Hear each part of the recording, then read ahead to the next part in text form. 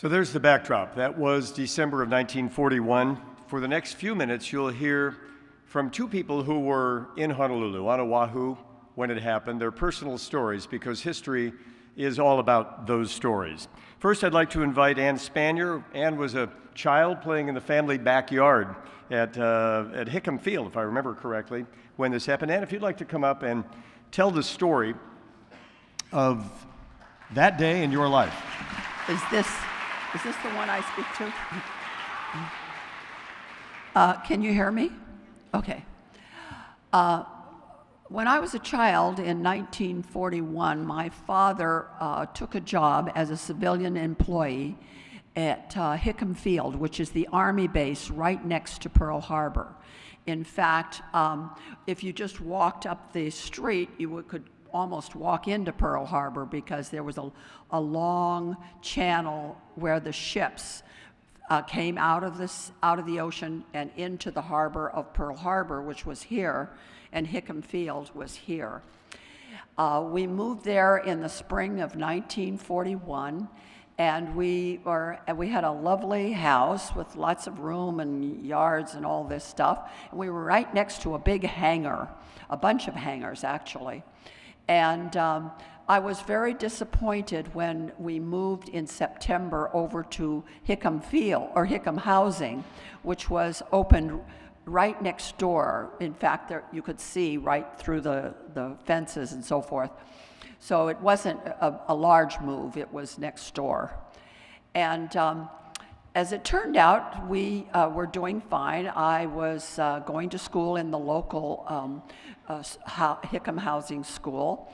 And on Sunday morning in December, the 7th, my little brother and I were out in the backyard playing, and we noticed some planes flying over very close. So close that we could see their faces of the pilots. But we didn't think much of it because there were always maneuvers going on around, and we were right in the flight path of Hickam Field.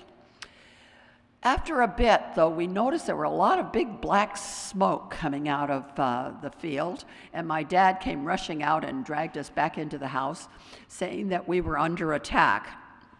And so there we were for a couple of hours while the planes flew over. What we did notice was that our planes, there were some sort of planes that, like freight planes or planes that brought materials into the island or into Hickam Field, coming in some kind of formation, and we noticed the planes, the Japanese planes, coming down and shooting at them, and they were forcing them onto the ground. We later learned that they forced them down and then, of course, bombed them. And the pilots didn't shoot at us, although at a certain point, there was a large street in front of our house, and we did see an awful lot of shrapnel and noise, like down the street. In fact, my brother and I thought it was kind of hilarious because the man across the street's hair just stood straight on edge, and I remember that to this day. He was so shocked about the experience. But in time, people came rushing through the housing, and there weren't a lot of people living there yet, saying that we needed to evacuate.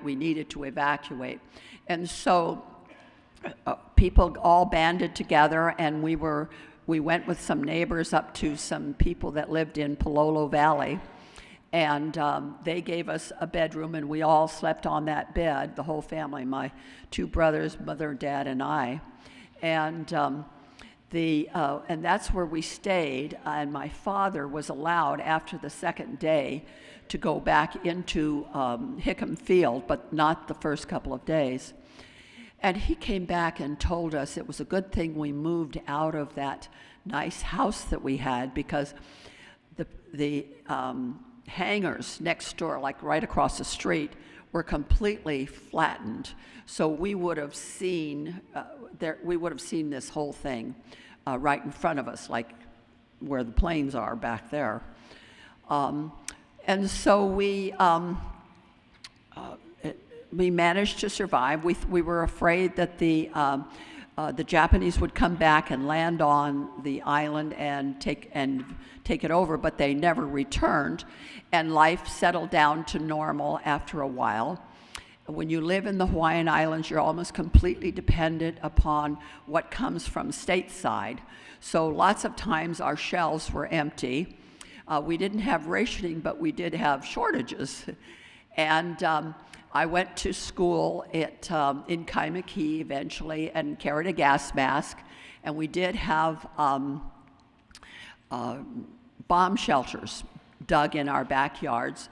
But of course, it didn't take very long before life returned to normal, except for the distant war. And it was interesting as a child because I couldn't understand why my mother was crying because it seemed kind of exciting. And, but those were the pictures of a child not really understanding the gravity of the situation. But that was my experience. And we did return to the States in 1945. And thank you very much for allowing me to tell the story. And stay for just a moment. I just want a follow-up question. When you did come to the States later, yeah, the experience you had on December 7th, 1941 was obviously very different from what your new friends and neighbors. Right. Tell us a little about what it was like when you ran across people who had not gone through it the way you had. Well, I don't think that it... Well, I mean, we were excited that the war was over very shortly after we returned. I did grow up in the Hawaiian Islands, or I'd spent a lot of time in the Hawaiian Islands, and so my friends were of all races, and I was completely a multicultural kid at that point, which was really different because when I came to Hawaii, it wasn't quite as multicultural as it is today. So I remember that that was an experience that I had. People were interested in, well, I don't think people were that interested. They were concerned about their rationing. Okay. All right, Ann, thank you. Ann Spanier, Thank you. thanks for the story.